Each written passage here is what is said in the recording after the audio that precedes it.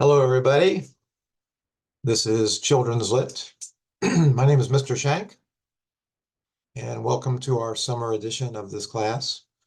I'm looking forward to meeting all of you, and that includes Kaylin, Shreya, Emma, Gabrielle, Grace, Lauren, Jacinia, Irali, Haley, Tabitha, Jenna, and Tyara. And I really hope I'm pronouncing all those names correctly. If we were in a regular classroom situation, you'd have the opportunity to correct me, but let me know maybe by email when you correspond with me. If I'm mispronouncing your name, let me know, and I'll certainly correct that. We're going to do this online, obviously, for 7 weeks. Oh, I should probably introduce you since he's here, because he might not always be here. There's Charlie. You've already been acquainted with him in a couple of pictures. Hey, look over here. Hey. Yeah. He's a cat. He doesn't follow instructions. He doesn't care. All right, anyway, that's Charlie, my famous cat, the most famous, the coolest cat on Facebook, I call him. So we're going to do this over 7 weeks. And today I'm going to go over the course introduction for you and the syllabus and talk a little bit about the assignments that I'm going to be asking you to do. There are 2 outside reading assignments that you'll be doing through the course of the semester. One is the presentation, and one is the author profile. And I'm going to talk about the presentation today.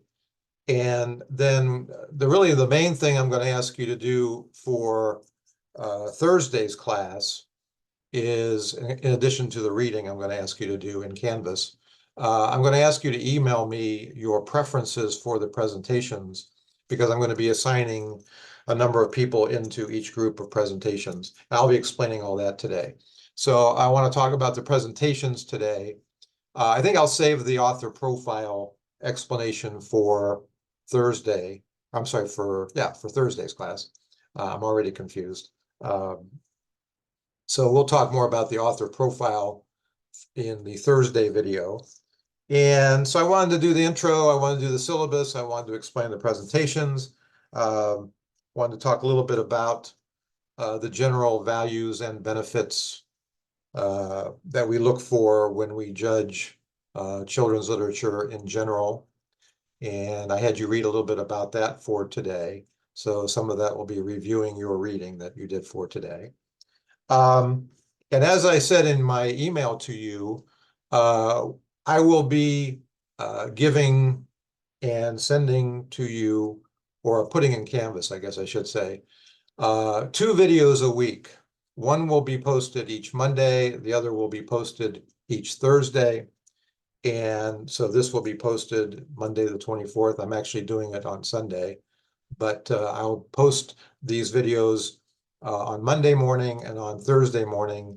And these videos will basically be a combination of lecture, explanation of assignments, discussing assignments that you did, sharing your answers to some of the assignments, and just basically that kind of thing. You know, Charlie has now moved.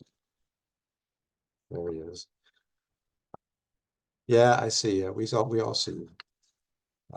He's got to get his screen time. So there'll be a combination of things.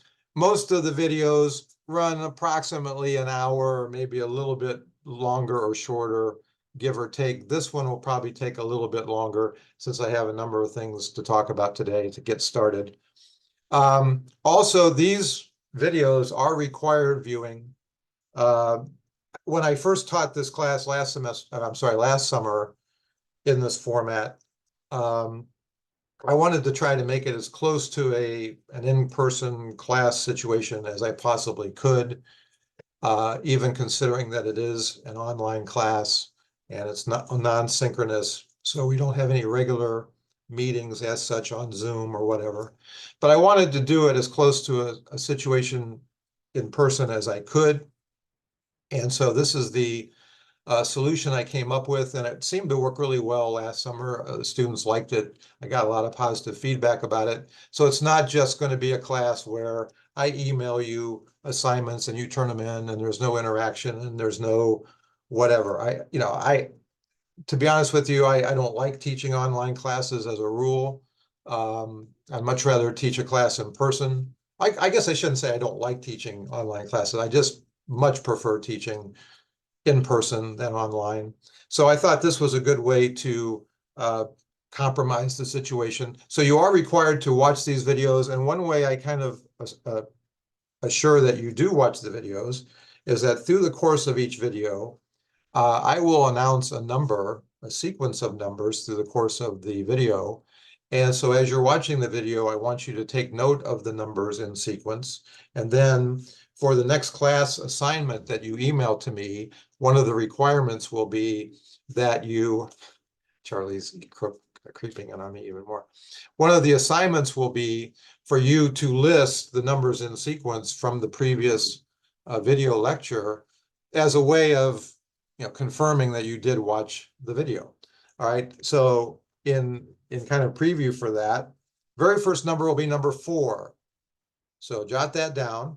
And as I said, throughout the course of this video, I will give out other numbers and keep them in sequence. And then there's something I'm going to ask you to do, an email to me before Thursday's class. And one of the things you will put in the email is the numbered sequence, so I will know that you have watched the videos. Without that, you don't get credit for participating in the class, and whatever assignment you turn in will not be given credit. So that's my way of kind of assuring that you do watch each video. So I'm not just sitting here talking to nobody. And like I said, it worked out really well last summer. Students really enjoyed it. They said they appreciated it more than just the standard online class where, there's no interaction whatsoever with the instructor, no lecture as such. And so we're going to do it that way this semester as well. Okay.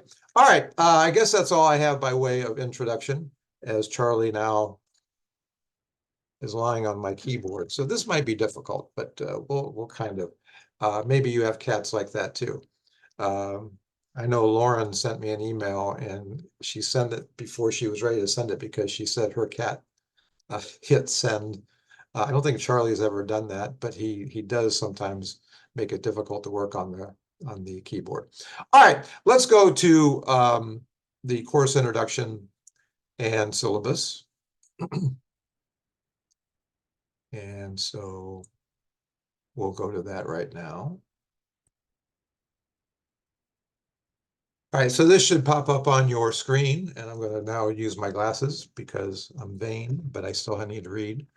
All right, this is all of the stuff obviously is in Canvas. And by the way, if you have any trouble negotiating Canvas or have trouble finding things that I assign on Canvas for our class, please let me know and I can simplify it for you. I try to make it pretty easy to find this material, and you'll see stuff listed on Canvas, and we pretty much assign the things in the order they appear in Canvas. So also, not to freak you out, there's probably a lot of, not a lot, but there's probably a few assignments listed on Canvas or readings that I will not assign for summer.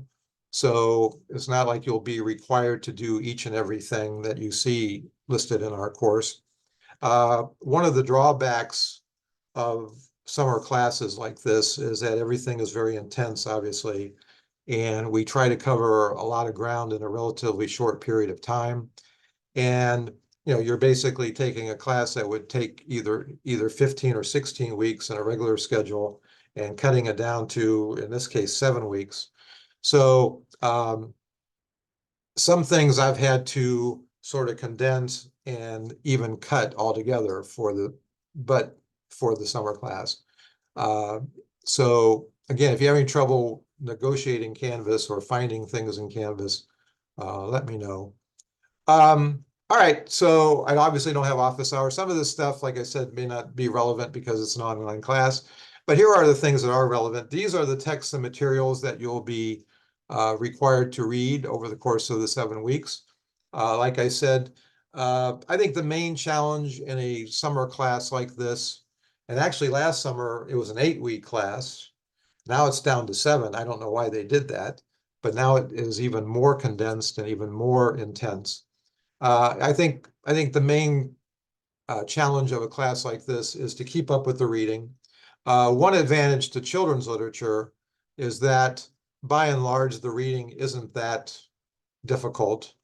And the reading is not that long. Each book is not really that long. We have a couple long ones, The Hunger Games, which, by the way, we're going to start getting into next week. So if you want to start reading ahead this week, that would be a good idea, particularly if you have extensive July 4th plans, because July 4th hits next week.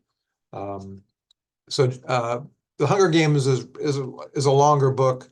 Wonder is a longer book, but the rest of them, I think, are relatively short. So hopefully it won't be too much of a chore to keep up with the reading. We're going to move very quickly.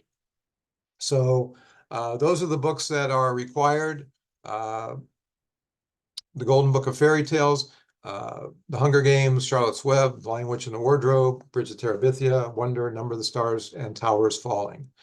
And I set up this course according to genre.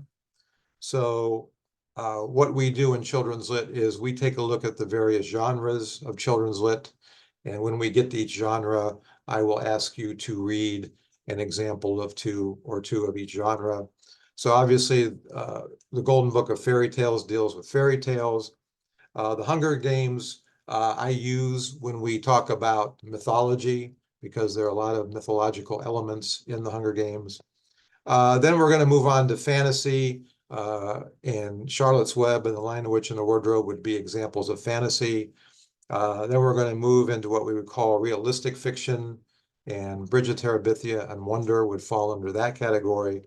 And then we're also going to take a look at what we call historical fiction, and Number of the Stars and Towers Falling would be two. I hope you agree with me. I was going to say there are two good examples. I guess that's up to you to decide. But I think those are two very good examples of historical fiction. And while I'm at it, the next number is 32. 32. So make sure you're taking notes. All right, that's our second number in the sequence. All right, as it says, or as I just said, this is a literature survey course, which basically means we try to get in as much reading as we can in the given time. And usually, again, the class is 15 weeks, but in summer it's 7 weeks. So I think, again, the main challenge will be to keep up with the reading. I think the main thing, or a number of different things, I'm going to go over the course goals here in a minute. But you're going to be learning about criteria on which to judge each of the different genres. In fact, why don't we just jump to this page 2 here? I might as well go over the course goals now, because I'm leading into them anyway. All right, so a number of things we're going to set out to do in the class. And as I said, the course is set up by genre.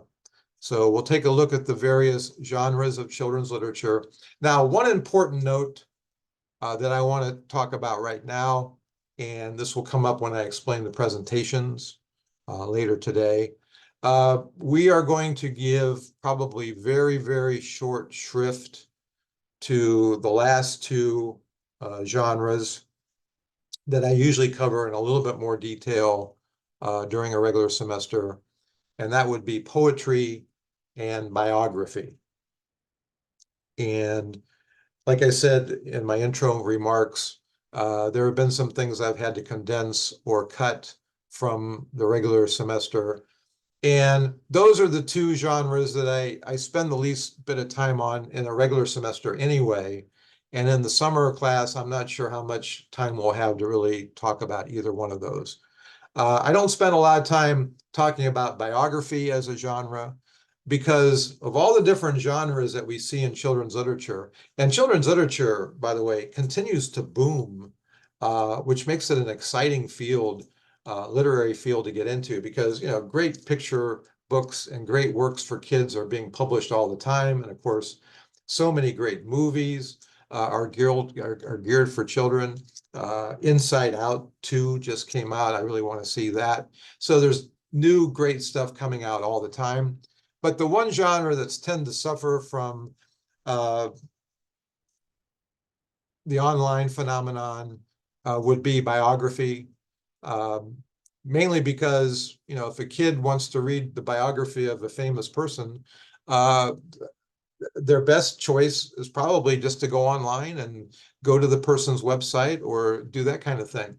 It's kind of hard for literature to keep up with, the accomplishments of people, particularly if they're still alive. I always use the example, if, a kid wants to do a book report on LeBron James, will he go to the local library and get a bunch of picture books on LeBron James that were published like 10 years ago that are dated?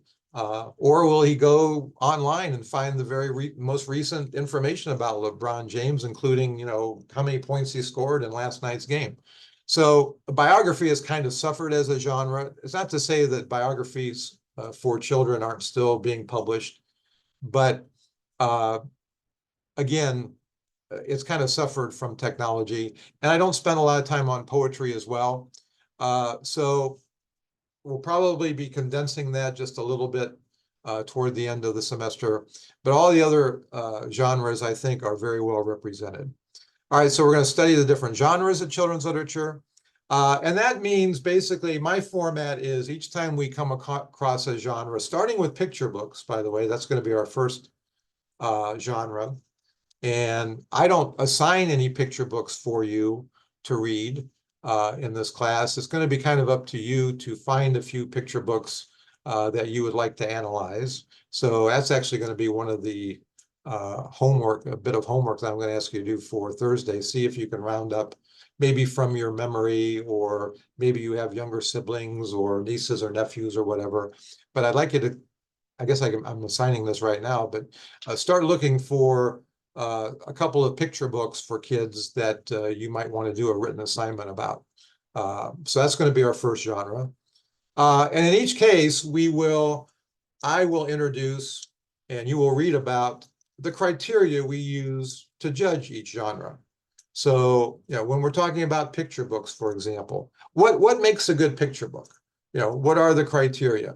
There are a million of them I could use or read or have my kids read, or if I'm a teacher, assign to my kids. Why do I pick this one and not that one? When we get to historical fiction or realistic fiction or fantasy, they all have a list of criteria on which we judge those different works, and that's really going to be sort of the basis of the course. So for today, I ask you to look over and be familiar with the general criteria we use to judge like any work for children, regardless of the genre. And I'm going to review those a little bit later today. And so we're going to start with the general criteria for children's lit. And then, as I said, as we get to each genre has its own specific set of criteria that it uses, and we'll talk about that. And that will be the basis for your analysis. So to analyze a work, you need the vocabulary and you need the criteria to be able to do that successfully, as Charlie keeps moving around. Okay. Usually he's gone by now. He doesn't usually stay in one spot that much, but there he is. Okay, so we're going to analyze the criteria for each genre. Another thing that we're going to do is we're going to find out a little bit of information about some of the leading authors and illustrators in the field. That's kind of what the author profile assignment is all about. And actually, like I said, I'm not going to talk about that until Thursday's video, but if you want to go ahead and read ahead on that, that's in the Canvas explaining the author profile assignment. And again, there's so much great work being published and released as far as movie theaters every week. Great stuff is coming out. And I have a list of authors and illustrators you can choose from. And some of them go back way to the very beginning of children's literature. Some are classic, like Dr. Seuss, et cetera, et cetera. But there are new names popping up all the time. And what's great about this is a lot of times students will share with me an author or illustrator that they're familiar with that maybe I haven't heard about or heard of. And they do their author profile on somebody that I'm not familiar with. So I learn as well. Because as I said, there's so much great stuff being created for kids daily, each year. All right. Another thing we will touch on and talk about is a lot of these works, including some of the ones I'm going to ask you to read, have found their way on banned and challenged book lists in different school systems over the years. A number of these works bring with them controversies and issues that make them controversial and make them subject to somebody saying, you know what, I'm not sure I want my kid to read this. So we're going to be talking about that. That's one of the things we're going to do this week. Actually, on Thursday, I'll talk a little bit about that. You're going to read a little bit about that. What are reasons why books are banned and challenged? And what have been, I'm going to provide for you recent lists of books that have been banned and challenged. And when we get to that, students are always amazed. They look over the list of titles and they go, oh my God, I loved that book when I was a kid. Somebody wants to ban and challenge that? I don't understand that. So we're going to talk about issues revolving around some of these works. Another thing, again, in summer, I don't know how much time I'm going to have to do this. I always tell my regular semester children's lit students, I taught it spring semester, for example. I always tell them that when I first started teaching this course about 15 years ago, it was actually a requirement for education majors to take. So as a result, I usually would have a lot of education majors taking the class. And usually they all said too, it was a great benefit. I wish it was still a requirement. I'd have more students for one thing. We'd probably have more sections too.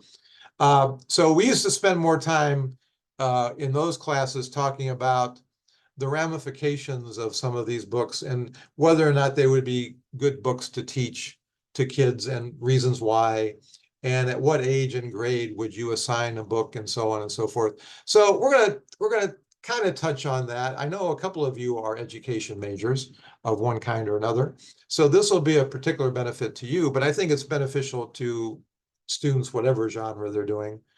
So it's another way of looking at a book. It's like, if I were going to teach this book, what age and grade would be most appropriate for it? And then what would be some ideas on how I might teach it?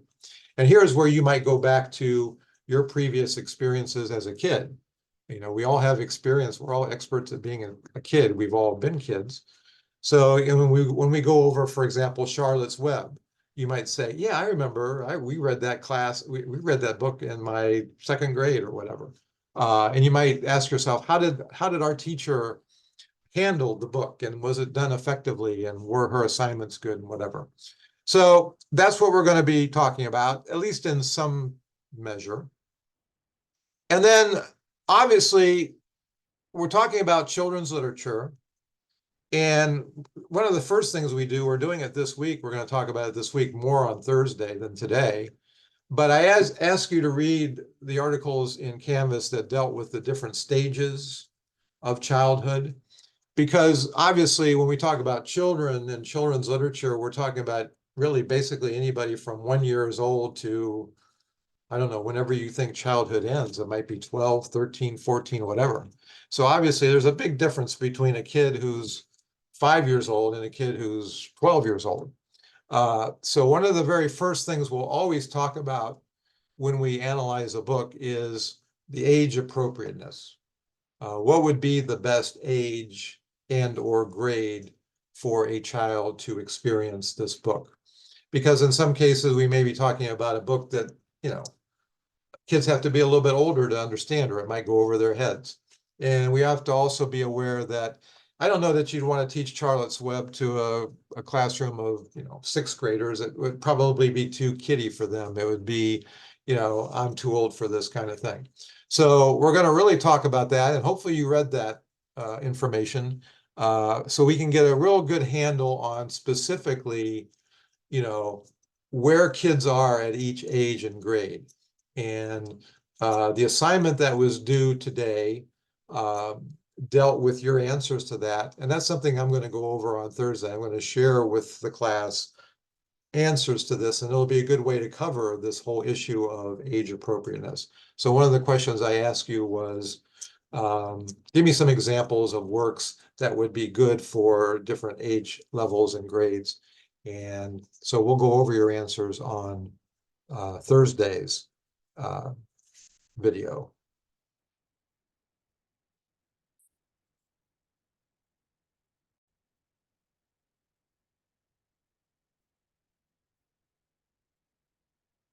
Sorry, I had a little bit of a glitch there.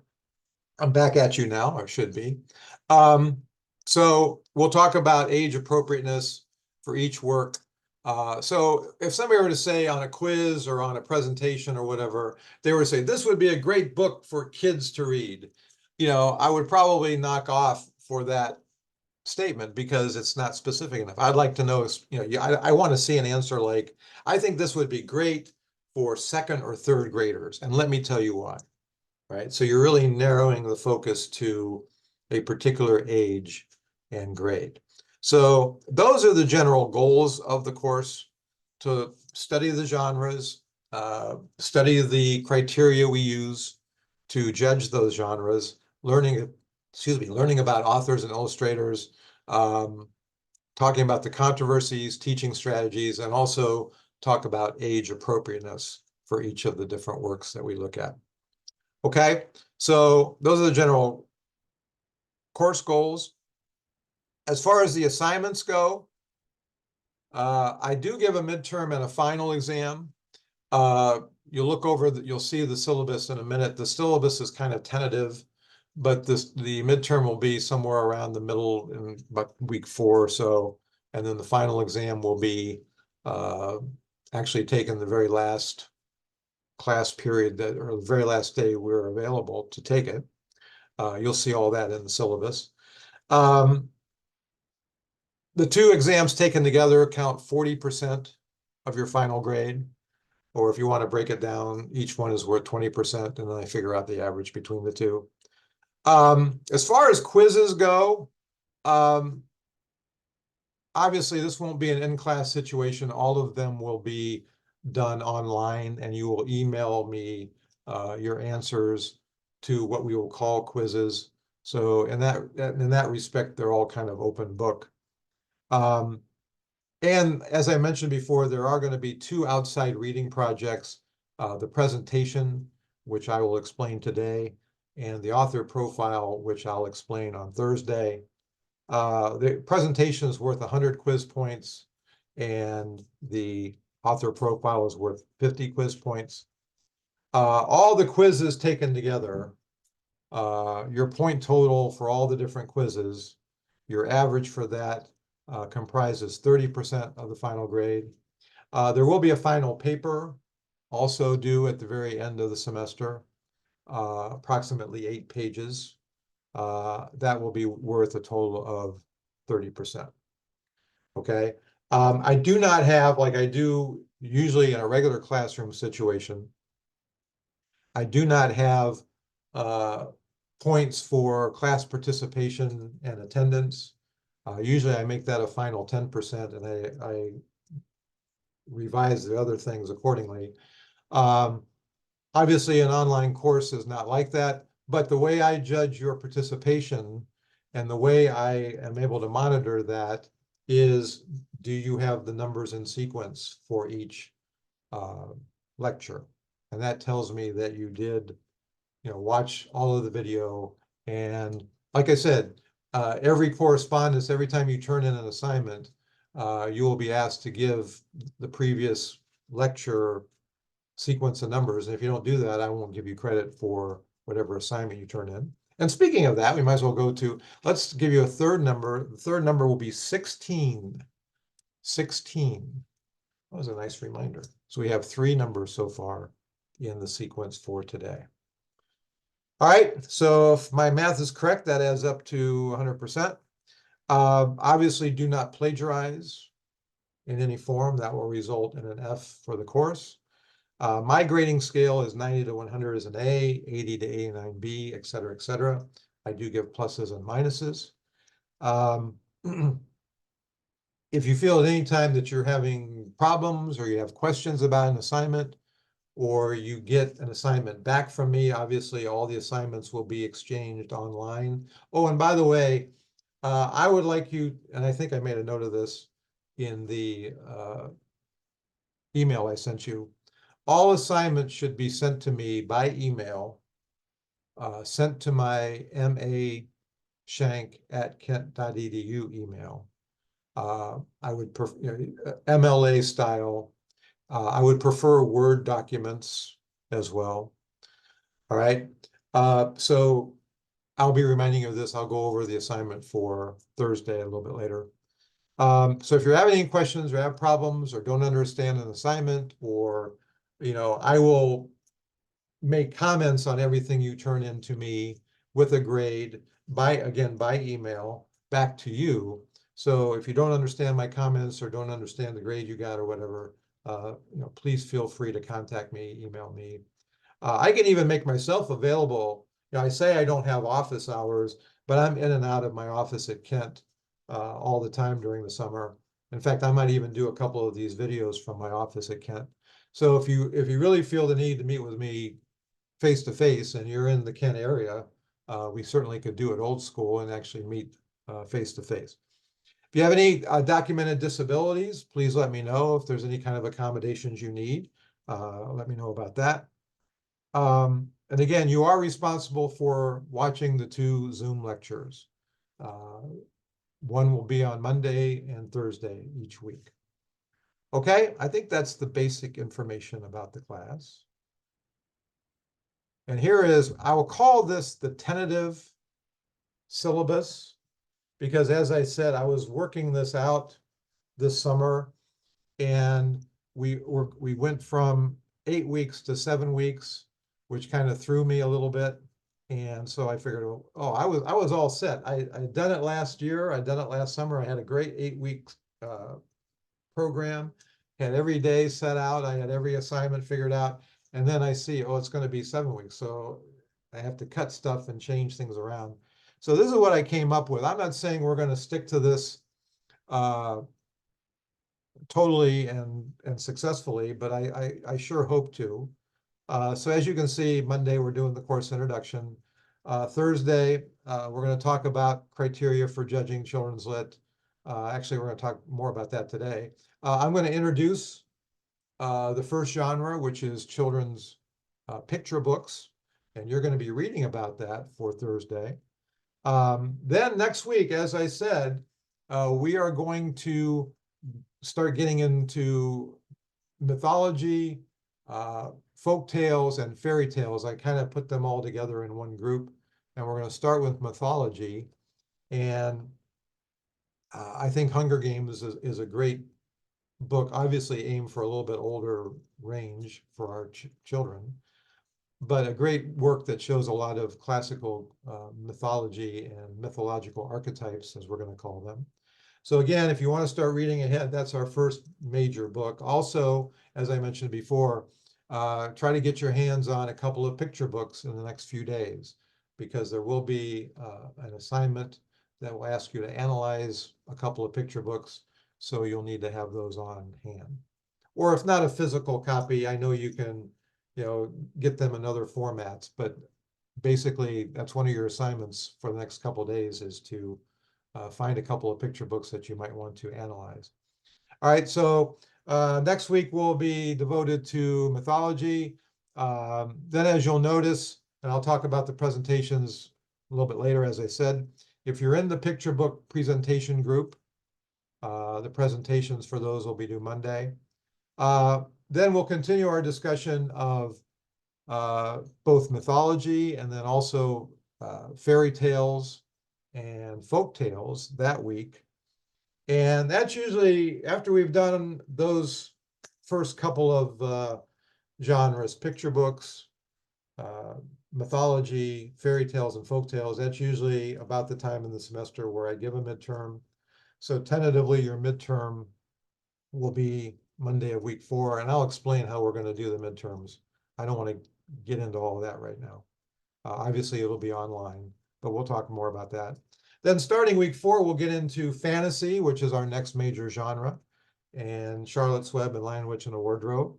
Then we'll get into realistic fiction, Terabithia and Wonder, and then realistic and historical fiction. That'll be Number of the Stars and Hours Falling. And there's one major change I just see here. It says poetry and biography presentations due on week 7. Well, we're not going to do presentations on poetry and biography. We're going to cut that. So make a note of that, and I'll talk more about that a little bit later. And then finally, I mentioned the final exam. The very last day will be Saturday, August 10th, and that's when you will take the final exam, and that's also when your final paper will be due. I'll talk more about the final paper and potential topics for that probably the beginning of next week. I don't want to lay too much on you in the beginning of the class. All right. And again, as you'll notice, I say the same thing to my students in a regular semester. As you'll notice, the syllabus is pretty general. It doesn't list specific readings from the Canvas. It doesn't list assignments you're responsible for. It doesn't get very specific at all. It just kind of gives an outline of where we're going to be and what we're doing. So that's why, again, it's particularly important that you watch each of these brilliant videos. I think I've been pretty good so far. I've been a little rusty. I haven't really spoke to a class in about 6 weeks. So that's why it's very important that you watch each of these, because I will, give you all the very specific information about what is due for the next class period. All right, and then there's some general information that you should take a look at, including our DEI statement. And again, student accessibility services, if you need to avail yourself of that, please let me know. That usually doesn't become as much of an issue in an online class as it does in an in-person class. But anyway, that is the course intro and the syllabus. And you can find that on Canvas. It's like the very first thing listed. Okay, so I will stop that share for a second. All right, in a summer class setting, when I used to do it in person, this would usually be the time where I'd give everybody 5 or 10 minutes to take a break and go to the bathroom or have a beer or whatever. So that's what I did. So I took a little pause there. All right, now let me talk to you about the presentation, which each of you will be asked to do through the course of the semester. And again, this is posted in your Canvas. There it is. It lists each of the different genres that we're going to be covering in the order we're going to be covering them. And I'm going to, I'll make a mental note of this. I think I'll revise this and put the revised file in Canvas. We are not, I wish I could, maybe if I could draw on this, I would. Let's see, can I draw on this? Oh, anyway. There are going to be 4 groups of presentation. We're not going to do poetry or biography presentations. So please make a note of that. All right. So what's going to happen is each one of you will be assigned one of these 4 presentation groups based on your preferences. So one of the things I'm going to ask you to do before Thursday's class, by email, I'm going to ask you to send to me your list of top 3 preferences. So number 1 would be the genre you would most like to present. Number 2 would be second. Number 3 would be third, obviously. And what I'm going to try to do is match you up with your preferences so that everybody gets their first choice. But what I try to do in any class, and we only have 12 people in this class. Usually, in a regular semester, I have like 30 people. But in this class, we just have 12. So what I'm shooting for is to have, my main goal is to have an equal number of people in each group. Okay, so if everybody wants to do picture books as number one, I can't have 12 picture book presentations. So that's why I ask you to give me a second and a third choice. So what I'm going to try to do with 12 people and 4 groups, I like to have it so that we have 3 people in each group. Okay, so we'll have 3 picture book presenters, we'll have 3 myth, folklore, fairy tale presenters, etc. And again, we're not doing poetry or biography, so do not list that as one of your preferences. That's something that will tell me whether or not you watched the video or not. And by the way, let me give you a number. How about number 9 is our next number, number 9. So keep track of the numbers. All right, so I will list these, hopefully according to your preferences. Usually what happens, and I'm usually always pretty pleased, is that we usually have a wide variety of interests. So it's not too difficult to have equal numbers. So if you don't get your first choice, I guess what I'm saying is if you don't get your first choice, it's not because I don't like you or whatever, because I don't even know you. You're just a name on a screen. But my main goal, like I said, is to try to make sure we have like 3 people in each group. All right, so we're not going to have 6 in one group and 0 in another group. I think it's important to have an equal representation. All right. Once you know what group you're assigned, and again, don't misunderstand, this is not a group project. You're not working with the other people in the group. It's just that you're in this group, and when your written presentation is due, that's when it's due. All right, so you might be in the picture book presentation group or whatever. Once you find out what group you're in, and again, I will let you know this. Well, you're going to send me your preferences for Thursday's class. I can let you know as early as, Thursday afternoon what group you're going to be in. So you'll have plenty of time. Obviously the people in the picture book group they're going to be the first ones to go, so they're going to have the less time. But here's what you'll do. You'll pick a work that you think fits the genre that you've been assigned. I'm not going to assign the work. It's your choice. And again, disregard the poetry notes because we're not doing poetry. There's a written part that will be due on the day it's due according to the syllabus, and in which case you will email me Word document, type double-spaced, MLA format, a basic response paper. And usually these end up being approximately 2 to 3 pages. It's not a full-blown analysis type paper. It's just your responses to this particular work as it applies as a representative of the genre that you're in. So here's what I'm going to ask you to do in a 3-page approximately response paper. Give a plot summary first. So in a paragraph or 2 or 3, kind of tell what the story's about and what happens and who the main characters are. So this gives you a little bit of practice in plot summary. And then the main analysis is explain how specifically it does and or does not meet both the general criteria that we will establish in our discussion for children's lit. In fact, that's something we'll talk about today. I had you read about it for today. So how does it meet some of the general criteria that we judge all children's works on? And then specifically, how does it meet the criteria that we have established for the given genre that it's in?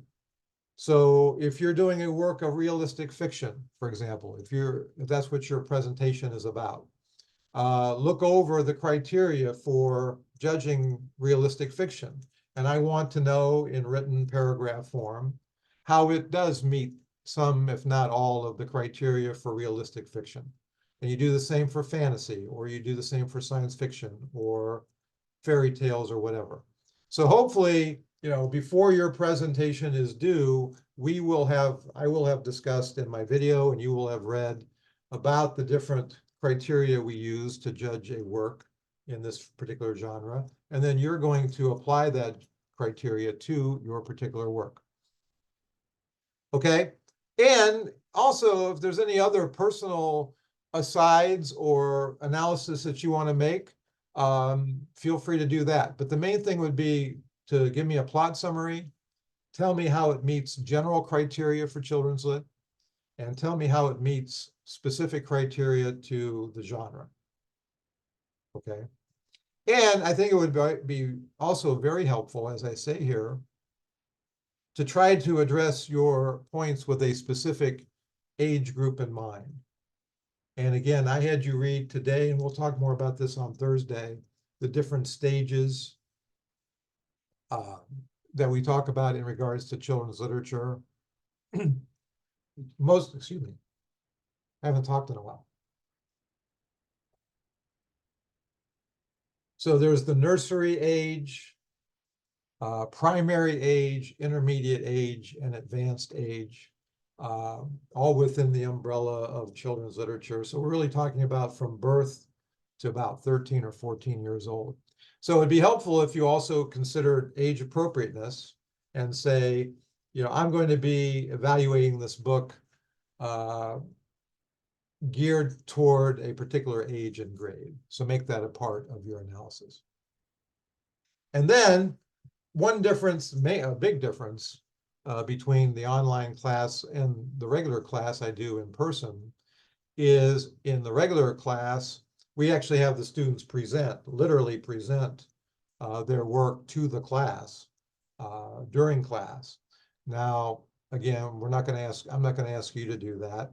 But what I am going to ask you to do is obviously email me the presentation in Word format on the day it's due.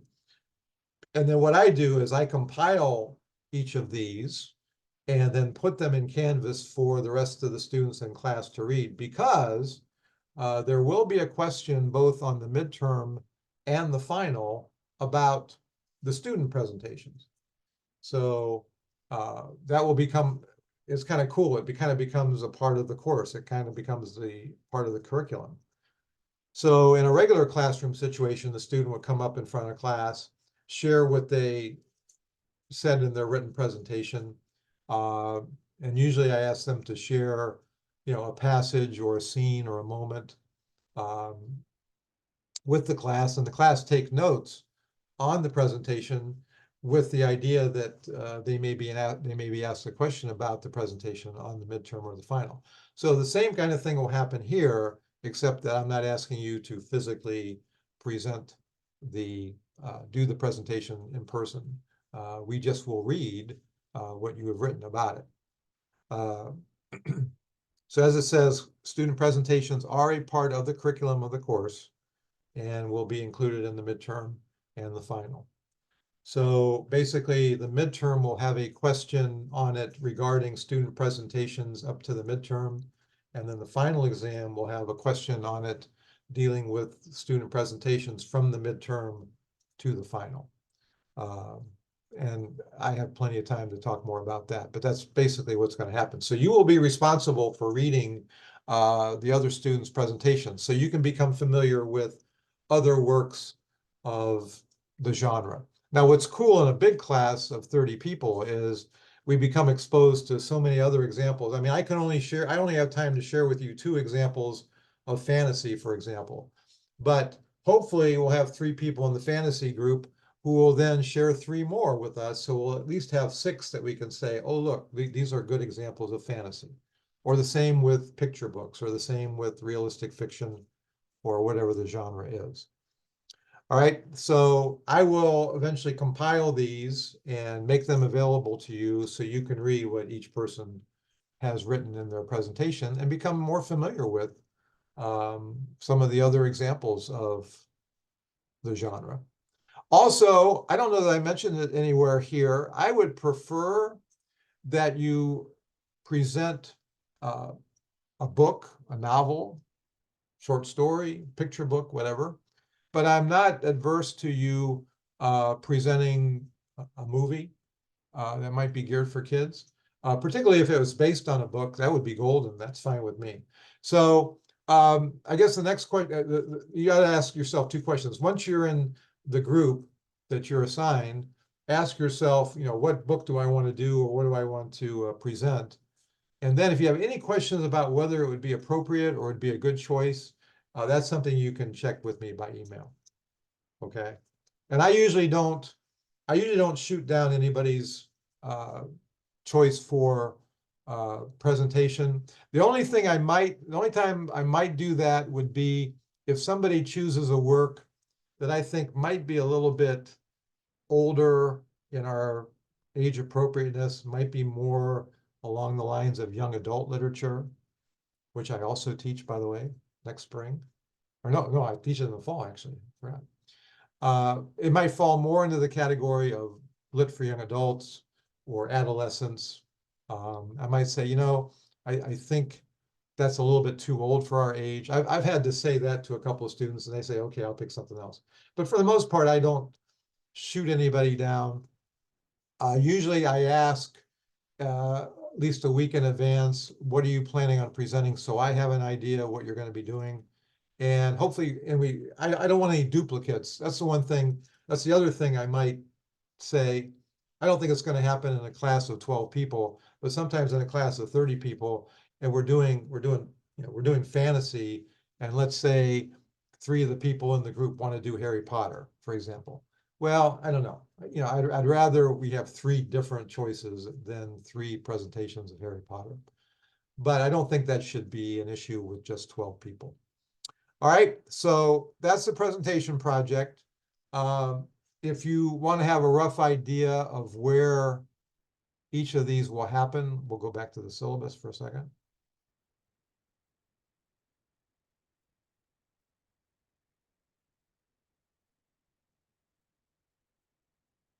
So tentatively, if you're going to be presenting picture books, those will be due Monday, week 3. If you're in the myth, fairy tale, folk presentation group, Thursday of week 3. If you're in the fantasy presentation group, Monday of week 5. If you're in the realistic historical fiction presentations, that'll be week 6. And again, I'm going to revise this. We're not going to have poetry biography presentations. So this was a decision I made just within the last few days. So I haven't amended or revised the information on Canvas yet. And I apologize. I was kind of busy this weekend. Otherwise, I would have done that. All right, so there's just going to be 4 presentations, and you'll be in one of them. And this is tentatively when they will be due in your syllabus.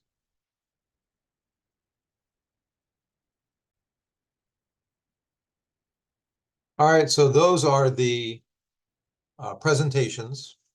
And again, if you have any questions about that, about what you're supposed to do, or whether your choice is appropriate for the genre and the age group, you can email me, contact me, and we can go over that. And again, I should be able to tell you by the end of the week what group you're in, so you'll be able to get started on that. Because again, I realize in 7 weeks, things move pretty quickly, so you'll want to start, you want to get started on that. Okay, let me give you another number, because I know you're just anxiously waiting for another number. How about 14? 14 will be our next number. All right, the other thing I wanted to go over today is something you read about for today, or should have, and I think it hopefully helped you a little bit in doing the assignment, our first 30-point quiz that was due last night by midnight. And like I said, I'm going to go over those and give you a little bit of feedback on them. And then one of the things I'll do in class for the video on Thursday is to share with you some of everybody's responses. So it'll be kind of a cool way to go over that assignment. And I always like to start with personal experiences. I mean, like I said before, we were all kids once, even me, back in the last century. And it's kind of interesting to remember what sorts of examples of children's lit were you exposed to, and which ones did you like, and which ones didn't you like, and which ones you could relate to, and those kinds of things. And so we'll talk more about that assignment on Thursday. But I did want to go over what we would consider to be the general criteria on which we would judge any work of literature for kids, regardless of the age group, regardless of the genre. So we start with the general criteria, and then we'll move to more specific criteria. as we get to each genre. So let's do that. That'll be the last bit of lecture I'm going to give today.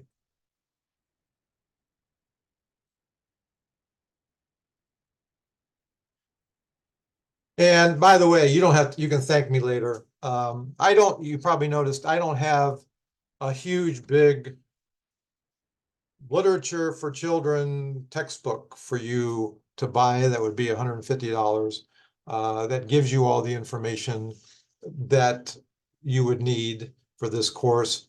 Instead, I've tried to put everything that you will need in Canvas, so it saves you $150. So like I said, you can thank me later. Maybe send me a check for 25 bucks just to thank me.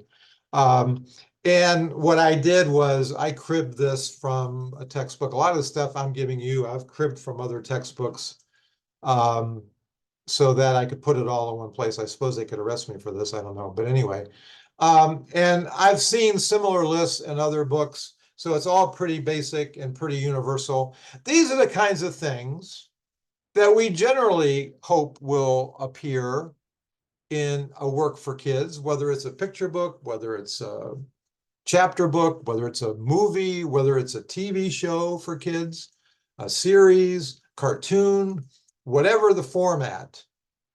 These are things we look for. And if the work has, I'm not saying the work has to have all of these things, but if the work has at least several of these, it's probably, a pretty effective, pretty good example of children's literature. It's the kind of thing that you can recommend because it has these things. And it makes it easier to do the presentations and write about analysis if you have a list of criteria to work from. So you can say, I love, so I always say, think about a movie that you loved when you were a kid, or a book you loved as you were a kid, or even today. Like I said, I want to see Inside Out too, because I loved Inside Out so much. And you go home and you say, I love that movie. It was so great. And then the teacher says, well, give me a 3-page analysis on what it made it so great. Then you go, oh crap, I don't know how to put words to what I saw. I just liked it. Well, this is the kind of thing that will help you do that. And by the way, it's the kind of thing I would ask you on an exam. What are some of the general values and benefits of literature for children? And how do we see these in Charlotte's Web? That would be a fair exam question. So you'd have to be familiar with these values and benefits and then be able to apply them to a particular work that we covered. All right. So that's how they will be used in the course. So I think all of these are pretty self-explanatory. So I guess I would just ask you as I go through these, can you think of works that have had or do have some of these values and benefits? That was the nature of the assignment for today. And then I look forward to sharing your answers to these on Thursday. So that's one of the things we'll be doing on Thursday. Number one, does it strengthen the bond between the child and adult reader?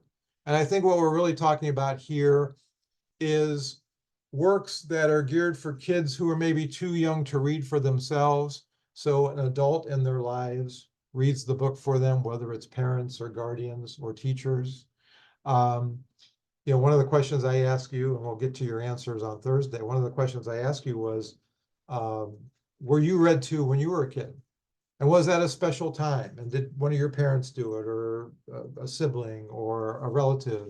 Or do you remember reading time in school where a teacher would read to you? I remember, I mentioned this before, Charlotte's Web, our second grade teacher, if we were good that day, at the end of the school day in the afternoon, she'd read a chapter of Charlotte's Web for us. And it was a nice way to kind of end the school day. I don't know why I remember that, but I do. So does it strengthen maybe that's one of its strengths. It doesn't, maybe it doesn't have this, but maybe it does. Another thing to look for is, can the child through the work, escape into a fantasy world or an exciting adventure? And this obviously applies to works of fantasy and science fiction. Kids, well, I was going to say kids, but everybody sort of uses reading as a form of escape, don't we? I mean, we had a bad day at school or at work, when we come home, we can't wait to sit down with a good book and half a bottle of wine, and we're all set. It's a little joke. So we're all kind of like that. It's a way to escape. Or, what is the appeal of fantasy? We'll talk much more about that, but that is the appeal of fantasy, isn't it? To go into worlds that have never existed and use your imagination, have fun. Does the work in some way or another help the child develop a favorable attitude towards books as an enrichment to their lives? One of the questions I ask you, did you enjoy reading as a kid? And I'm interested to see what your answers are to that.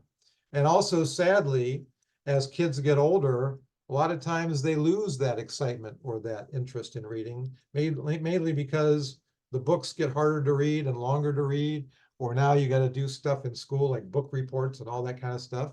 Or maybe you just, as you get older, you become a little bit, maybe become too busy to read because you're doing other things. You're in sports or you're in music or whatever. Or you're out with your friends and suddenly you don't have the time. Does it help stimulate cognitive development? And there's a whole really good Canvas article on this.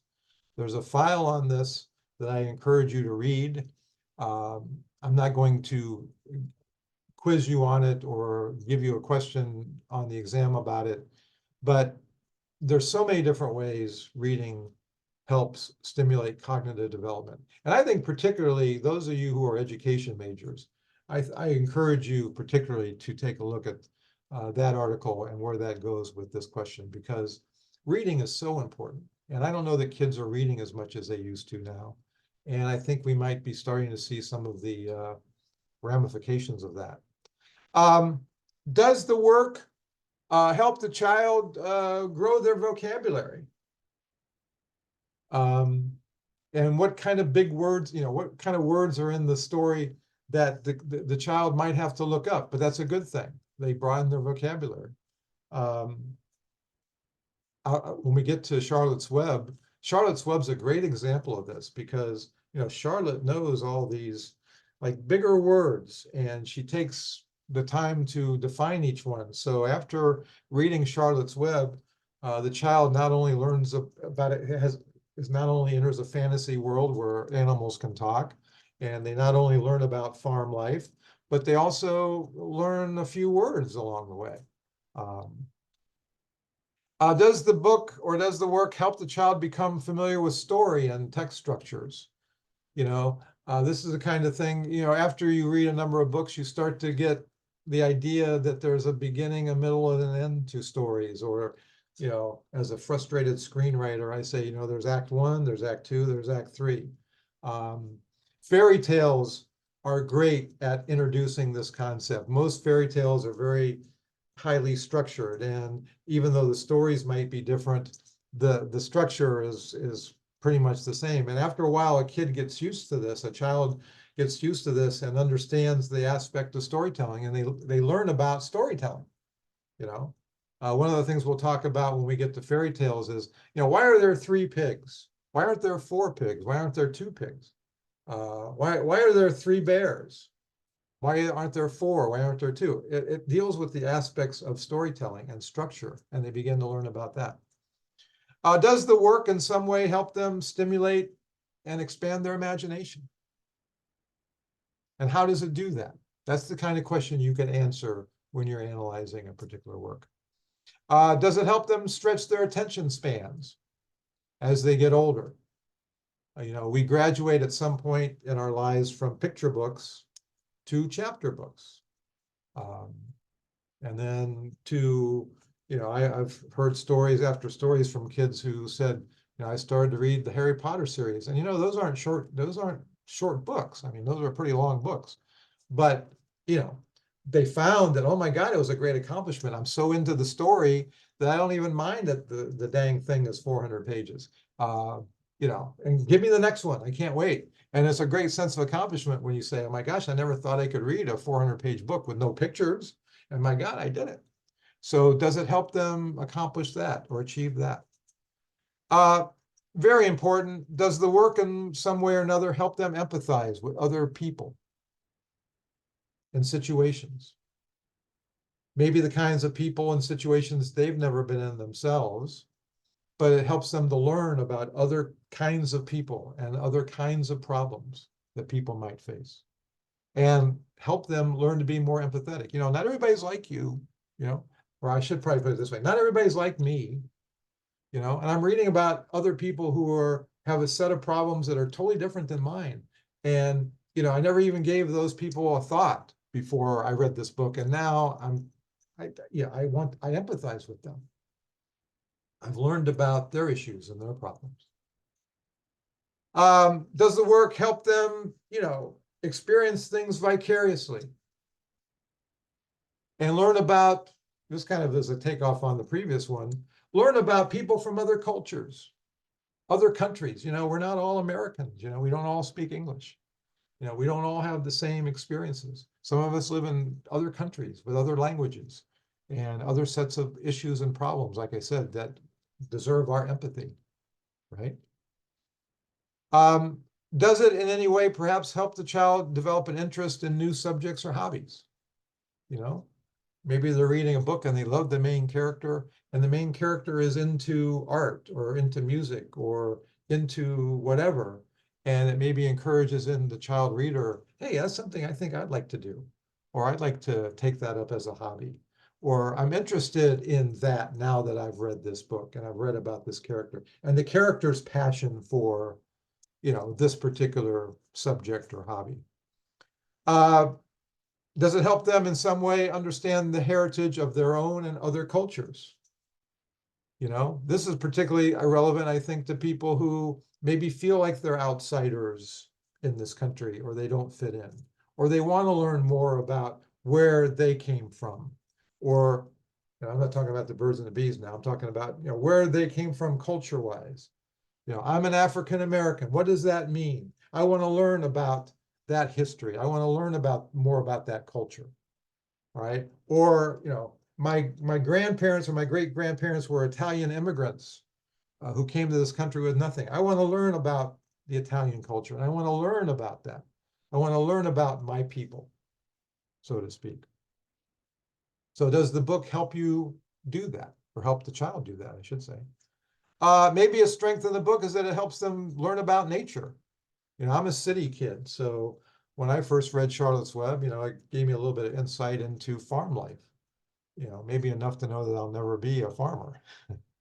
You know what I mean, though? It's like, that's another great thing about Charlotte's Web. You learn all kinds of facts about animals and farm life and so on. And again, it exposes kids to worlds outside their city life, and they learn about things in nature. This will certainly come up when we talk about historical fiction. Does the work in some way or another bring history to life?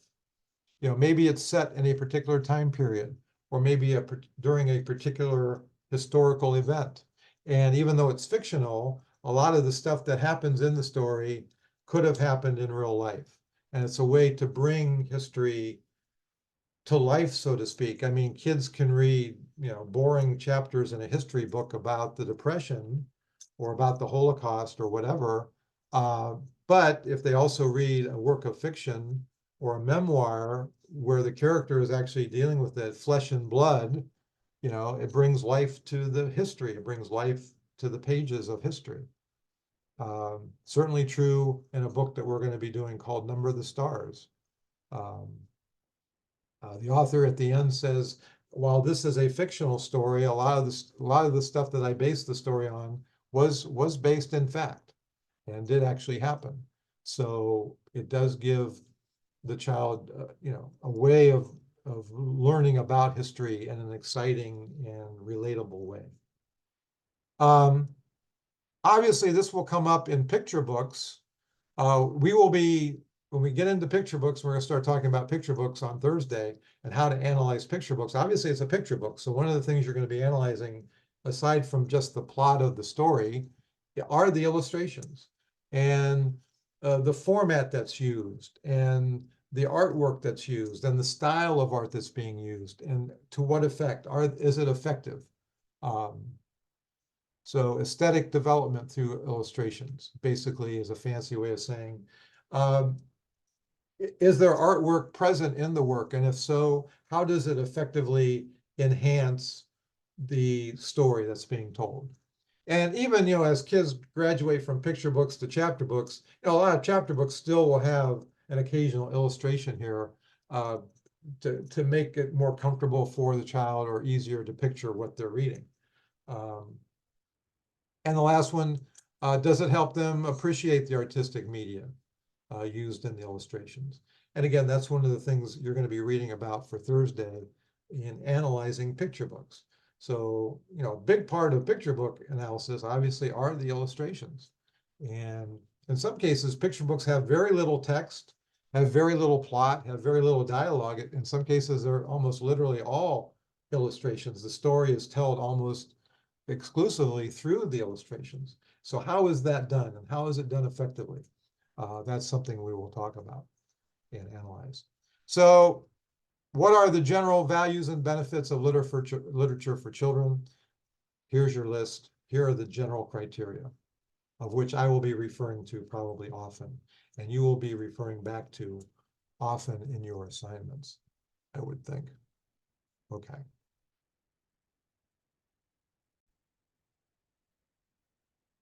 All right, let me give you one last number.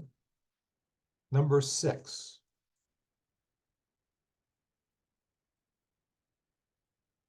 So by my count, we have 6 numbers in this video.